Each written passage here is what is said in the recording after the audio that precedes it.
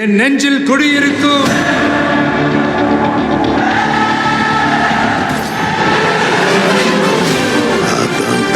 உலக தமிழர்களுக்கு வணக்கம். நான் உங்கள் வெங்கிரத்னம். வைத்தியலிங்கத்தை திமுகவில் சேர்த்து திமுக ஒரு பக்கம் பரபரப்பா தேர்தல் வேலை அப்படிங்கிறத பார்த்துக்கிட்டு இருக்காங்க. மறுபக்கம் என்டிஏ கூட்டணி கிட்டத்தட்ட இறுதி செய்யப்பட்டு வேலைகள் அப்படிங்கிறது போய்கிட்டே இருக்கு. எதிரின்னு சொன்னவர்கள், துரோகின்னு சொன்னவர்கள் எல்லாரும் ஒருத்தருக்கு ஒருத்தர் ஒருங்கிணைஞ்சு நம்ம ஜெயிக்கணும், திமுகவை காலி பண்ணணும், அவ்வளவுதான் லட்சியம் அப்படின்னு சொல்லிட்டு அவங்க ஒரு சைடு கிளம்பி வேக வேகமா போயிட்டே இருக்காங்க. துரதிருஷ்டவசமா டிவிக்கேன்னு ஒரு கட்சியவே காணும். இங்க எவ்வளவு பேர் வேணாலும் நீங்க இன்னைக்கு அன்ஃப்ரெண்ட் பண்ணாலும் சரி, என் மேல கோவப்பட்டாலும் சரி, அரசியல் நடவடிக்கை அப்படிங்கிறதே இல்லை.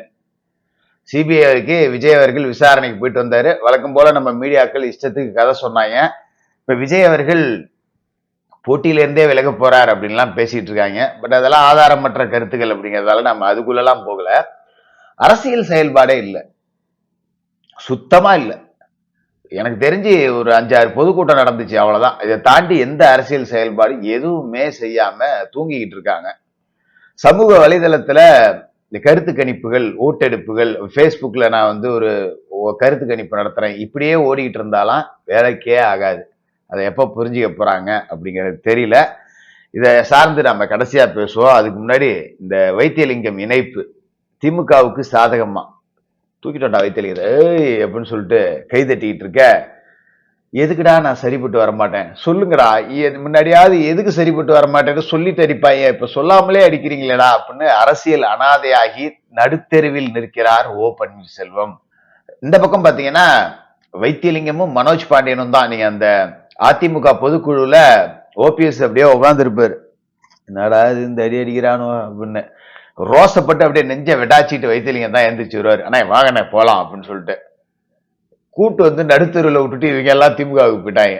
நான் ஓப்பனாவே சொல்றேன், அதிமுக அப்படிங்கிறது திமுகவை எதிர்த்து தொடங்கப்பட்ட கட்சி. அதிமுக கரைவேட்டியை கட்டிட்டு அதை கலட்டி போட்டுட்டு திமுக கரைவேட்டியை கட்டுறதுக்கு நீங்களாம் அம்மனமாவே தெரியலாண்டா, அது அதை விட சிறப்பா இருக்கும். எந்த கட்சியை எதிர்த்து ஒரு கட்சி ஆரம்பிச்சீங்களோ, இத்தனை நாள் இயக்கம் இயக்கம் இயக்கம்னு சொல்லியிருந்தீங்க. எனக்கு உண்மையிலேயே அந்த லாஜிக் புரியல. இப்ப அம்மா புரட்சி தலைவர் அப்படின்னு சொல்லியே வாழ்ந்தவங்கல்ல, நாளைக்கு வைத்தியலிங்கத்தை வச்சுக்கிட்டு திமுக மேடையில அந்த புரட்சி தலைவரையும் அம்மாவையும் திட்டுவாங்க. இவனுக்கு எந்த மூஞ்ச வச்சுக்கிட்டு அங்க உட்கார்ந்து இருப்பாங்க? இங்கெல்லாம் திங்கிறது சோறா இல்ல வேறா அப்படின்னு தெரியல. அதாவது இங்க தொண்டனுக்கு துரோகம் பண்ண தலைவர்கள் எத்தனையோ பேர் இருக்காங்க. ஆனா தலைவனுக்கு துரோகம் பண்ண ஒரு தொண்டன் கூட எந்த கட்சியிலுமே நீங்க பார்க்க முடியாது. 10 காசு கூட அரசியலை வச்சு சம்பாதிக்காதவன் இது என் கட்சி அப்படின்னு ஸ்டாண்டர்டா எங்கேயோ உட்காந்துருக்கும். எங்கேயும் போக மாட்டான், எனக்கு இதுதான்டா என் கட்சி. அது திமுகவா இருந்தாலும் சரி, அதிமுகவா இருந்தாலும் சரி, டிவிகேவா இருந்தாலும் சரி, பாமகவா இருந்தாலும் சரி, என்டிகேவா இருந்தாலும் சரி, எனக்கு என் தலைவன் அப்படின்னு உட்காந்துக்குவான். இந்த அங்கங்க வைத்தியலிங்கம் மாதிரி 2ஆம் கட்ட 3ஆம் கட்ட தலைவர் இருக்காங்க தெரியுமா, இவங்க மாதிரியான ஆளுங்க தான் போவாங்க. இவங்களோட அடிப்படிகள் போவாங்க. ஐயோ வைத்தியண்ணன் போயிட்டாரு, அவரு கூட போனா நம்மளும் 10 ரூபா வாய்க்கரிசி போட்டு திங்கலாம், அவரு திருடுற காசுல நமக்கு ஒரு பங்கு ஷேர் கொடுப்பாரு அப்படின்னு சொல்லிட்டு. ஆனா எதுவுமே சம்பாதிக்காம இருக்கான் பாத்தீங்களா, கான்ட்ராக்ட், கமிஷனு, லொட்டு லோசுக்கு, மயிறு, மண்ணாங்கட்டி எதுவுமே அவனுக்கு தெரியாது. கட்சி அவ்வளவுதான். இந்த கிரிக்கெட்ல சொல்லுவாங்க இல்ல, பங்களாதேஷா பாகிஸ்தான்லாம் கிடையாது, பச்சை சட்டை போட்டா அடிப்போம் அப்படின்னு சொல்லிட்டு. நமக்குலாம் அந்த மாதிரிதான். நீ என்ன நல்லது கெட்டது எதுவுமே தெரியாது, திமுகனா அடிப்போம், திமுகனா பொழப்போம், அவ்வளவுதான்.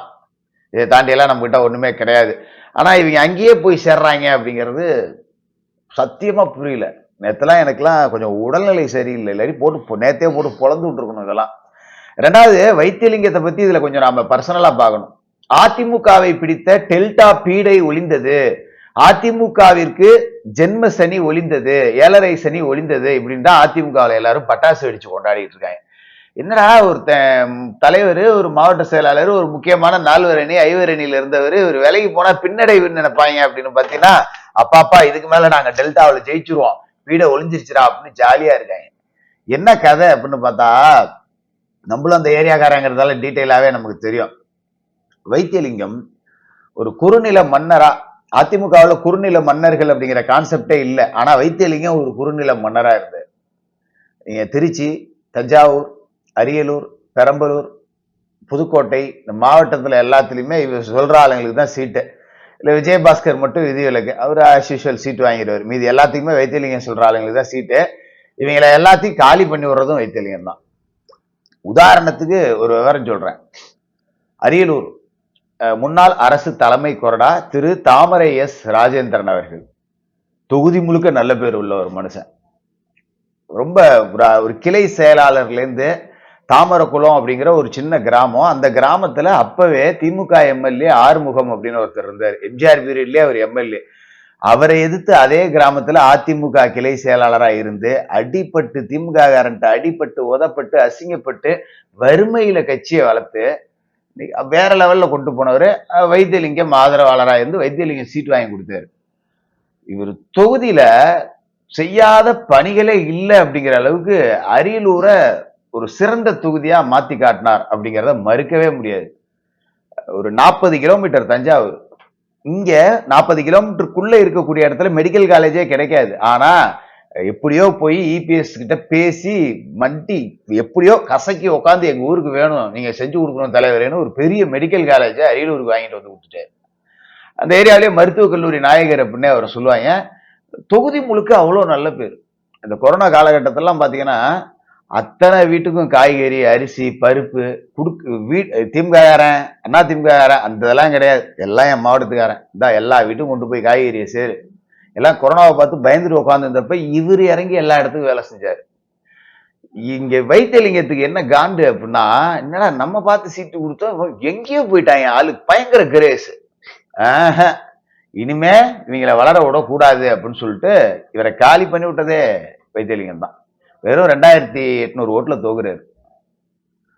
100% ஜெயிக்க வேண்டிய ஒரு கேண்டிடேட்டை வைத்தியலிங்கம் நிறைய உள்கட்சிக்குள்ள ஏகப்பட்ட எதிர்ப்புகள் இருந்து வைத்தியலிங்கம் கூப்பிட்டு காம்ப்ரமைஸ் அன்னைக்கு பேசியிருந்தாருன்னா கிட்டத்தட்ட 15,000 ஓட்டுல ஜெயிக்கக்கூடிய ஆளு. இன்னைக்கெல்லாம் அரியலூர் மக்கள் வாயிலி வயிற்றுலயும் அடிச்சுக்குது, நல்ல மனுஷனை தோக்கடிச்சிட்டமையா என்னையா அப்படி பண்ணிட்டீங்க அப்படின்னு சொல்லிட்டு. இது மாதிரி இந்த டெல்டா முழுக்க வைத்தியலிங்கம் கட்டுப்பாட்டில் இருந்த அத்தனை தொகுதியிலுமே பல தாமரை ராஜேந்திரன்கள் வைத்தியலிங்கத்தால் தோற்கடிக்கப்பட்டார்கள். என்ன தாண்டி நீ வந்துடுறியா, நீ எனக்கு கீழே தான் இருக்கணும், போட்டு வேலையை முடிச்சு விட்டுறது எல்லாத்தையுமே அங்கங்க ஆளை வச்சு செட்டிங்கை போட்டு. இதனாலேதான் டெல்டாவில் வைத்தியலிங்கத்தை தவிர யாருமே ஜெயிக்கல. அதுக்கு முன்னாடி ஒருத்த நாட்டில் வைத்தியலிங்கமே தோத்துட்டாரு, அது வேற விஷயம். இந்த 2021 பாத்தீங்கன்னா வைத்தியலிங்கம் மட்டும் தான் ஜெயிச்சாரு, வேற யாருமே ஜெயிக்கல. ஏன்? வைத்தியலிங்கம் நினைச்சவர்களுக்கு சீட்டு கொடுக்கணும், ஆனா அவன் தனக்கு மேல வந்துடக்கூடாது. ஒரு தடவை ஜெயிச்சா அப்ப இந்த வாட்டி தோக்கட்டும், அப்பதான் அவனுக்கு ஒரு பயம் இருக்கும். இப்படியே எல்லாத்தையும் காலி பண்ணி விட்டவர் தான் வைத்தியலிங்கம். இந்த ஒரத்த நாடு சேகர் அமமுகவுல இருந்து இப்ப அதிமுகவுக்கு வந்தார். நல்ல கள போராளி. ஒரத்த நாட்டை நகராட்சியை அமமுகவை வச்சு கைப்பற்ற வச்ச ஒரு ஆளுமை. அவர் அதிமுகவுக்கு சேர்ந்துட்டாரு. வைத்தியலிங்கத்துக்கு இனிமே அங்க வேலையே கிடையாது. வைத்தியலிங்கம் வந்து கடந்த 6ஆம் தேதி திமுகவில் சேர்றதா இருந்தது.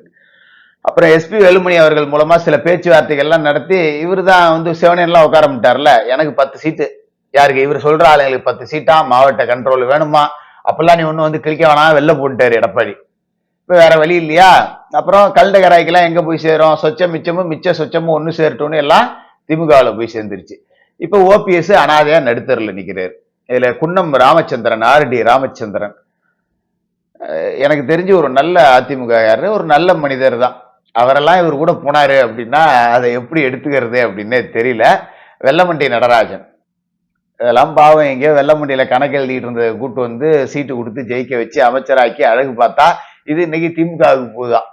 இதை எப்படி எடுத்துக்கிறதுன்னு தெரியல. நம்ம அப்புறம் என்னத்த சொல்றது அப்படிங்கிற மாதிரி தான் இதை நம்ம எடுத்துக்கணும். பட் ஆனா இதுங்க எல்லாம் போனுச்சுனாலே டெல்டாவில் ஒரு பீடை ஒளிஞ்சிருச்சு, வைத்தியலிங்கம் போற இடம் பூண்டத்து போவோம் அப்படிங்கிறாங்க. அந்த வகையில எனக்கு திமுக பூண்டத்து போனாலும் சரி, நாசமா போனாலும் சரி, மண்ணோட மண்ணா போனாலும் சரி, நமக்கு அது சந்தோஷம்தான். மறுபக்கம் எடப்பாடி பழனிசாமி ரொம்ப கெத்தா தன்னோட கூட்டணி அப்படிங்கிறத அமைச்சிருக்கார்.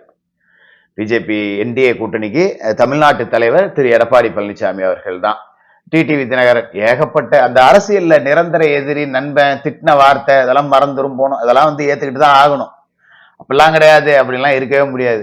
எவ்வளவோ திட்டிக்கிட்டாங்க, இப்ப சேரலையா, மக்கள் நலன்னு ஒரு வார்த்தையை போட்டாச்சு, வேலை முடிஞ்சிச்சு. பாசிச திமுகவை தூக்கி வீழ்த்தணும், மக்கள் விரோத விடியாத ஆட்சியை விரட்டி அடிக்கணும், இதான டார்கெட்டு.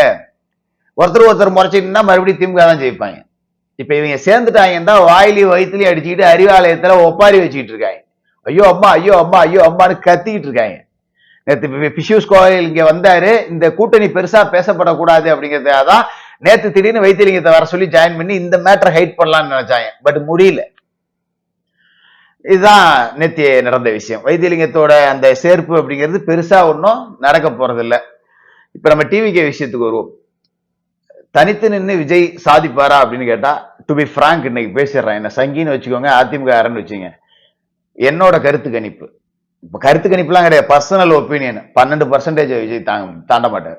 எழுதி வச்சுக்கீங்க. நான் சொல்றேன், ஒருத்தர் என் கமெண்ட்ல வந்து டெய்லி கமெண்ட் போட்டுட்டு இருப்பாரு, விஜய் 40% வாங்குவார், திமுக 26 வாங்கும், அதிமுக 18 வாங்கணும். வாய்ப்பே கிடையாது. இப்ப சொல்றேன், எழுதி வச்சுங்க. 170 தொகுதி அதிமுக கூட்டணி பந்தி அடிப்பாங்க. இன்னும் சொல்ல போனா கூடும். ஏன்னா டிவிகேவில் இங்க எந்த வேலையுமே நடக்கல. எங்க போனா என்னே தெரியல. ஆனா அதை தாண்டி தளபதி வந்தார், ஜெயிச்சாரு, தளபதி முகத்துக்காக தான் ஓட்டு அப்படிலாம் பேசுறோம்ல. தளபதி முகத்துக்காக ஓட்டு, அதெல்லாம் மாற்று கருத்தே இல்லை. பயங்கரமான ஒரு கரிஸ்மாட்டிக் லீடர் தான் விஜய் அவர்களை. குறைச்சலாம் இங்க யாருமே மதிப்பிடல. பட் செயல்பாடுன்னு ஒண்ணு வேணும்ல, அரசியல் செயல்பாடுன்னு. என்ன செயல்பாடு இருக்கு? எதுவுமே நடக்கல. 4 கூட்டம் போட்டா அந்த கூட்டம் போடுற அன்னைக்கு 2 நாளைக்கு வைப்பா இருக்கு. மீடியாக்காரன் அவனோட டிஆர்பிக்கு விஜய் முகத்தை காமிச்சாதான் நல்லா அப்படியே பரபரப்பா இருக்குங்கிறத காமிச்சிட்டு 2 நாள் ஆட்டம் போட்டு போயிடுறான். அதன் பிறகு இவங்க எந்த விதமான செயல்பாடும் இல்லாம முடங்கி கிடக்குறாங்க. இப்பவும் சொல்றேன், எந்த விஷயத்துல ஆதரிச்சு பேசணுமோ அத்தனை விஷயத்திலையும் நான் ஆதரிச்சு பேசுவேன். டிவிக்கு நான் அதிமுக சங்கி எப்படி வேணாலும் சொல்லிக்கலாம். ஆனா என் அளவுக்கு டிவிக்கு ஆதரிச்சு இந்த கரூர் விவகாரத்துல பேசணும் யாருமே இருக்க முடியாது.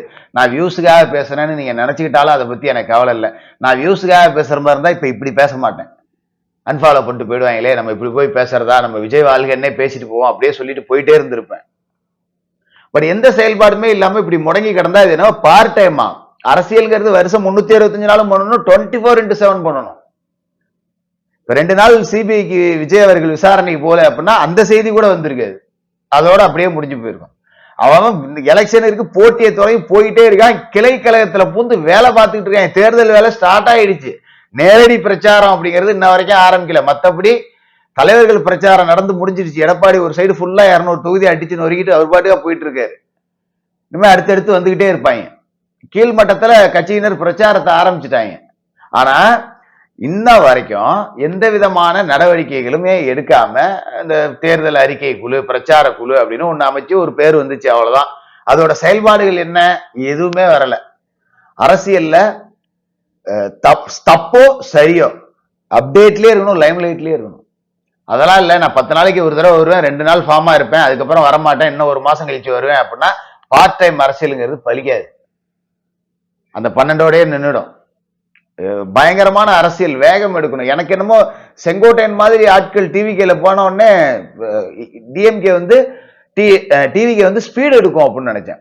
செங்கோட்டையன் நல்ல கலை போராளி, கலை விவரம் தெரிஞ்சவர், வேலை தெரிஞ்சவர். செங்கோட்டையன் போய் விஜய களத்துக்கு கொண்டு வருவாருன்னு பார்த்தா விஜய் கட்சிக்கு போன பிறகு செங்கோட்டையனும் தூங்க ஆரம்பிச்சுட்டாரு. அப்படிதான் போயிட்டு இருக்கு கதை. பட் இது எப்படி போகும்னு தெரியல. அவங்க திரும்ப வரணும், களத்துல வேலை செய்யணும், கடுமையான போட்டி இருக்கணும் அப்படிங்கிறது தான் நம்மளோட எதிர்பார்ப்போம். இல்லை இடையில சில பேர் வந்து டிவிகே போட்டியில இருந்து விலகுது அப்படிங்கிறாங்க. நான் அப்படியெல்லாம் அபாண்டமா குற்றம் சொல்லவும் மாட்டேன். அதற்கான தகவல்கள் எதுவுமே நம்ம கிட்ட இல்லை. இஷ்டமேனிக்கு அடிச்சு விடுறாங்களே பத்தி நமக்கு கவலையும் இல்லை. ஏதாவது அப்டேட் வந்தா பேசுவோம். தொடர்ந்து